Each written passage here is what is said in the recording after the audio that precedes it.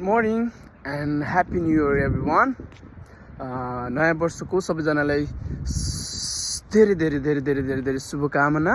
अनि thank you so much 300+ गरिदिनु भएकोमा, अनि स्टिल माया देखाइराख्नु भएकोमा, अनि मेरो युट्युब फ्यामिलीलाई धेरै धेरै धन्यवाद। अनि तपाईँहरूलाई मेरो तर्फबाट बेस्ट विसेस कि तपाईँहरूको लाइफमा एकदमै धेरै प्रगति होस्, उन्नति होस्, अनि तपाईँहरूले सोचेको सम्पूर्ण कुराहरू पुरा होस्। अनि यसरी नै माया देखाउँदै राख्नु होला मेरो फ्यामिलीलाई, मेरो फ्रेन्डलाई, अनि सबैजनालाई ह्याप्पी न्यू इयर है त।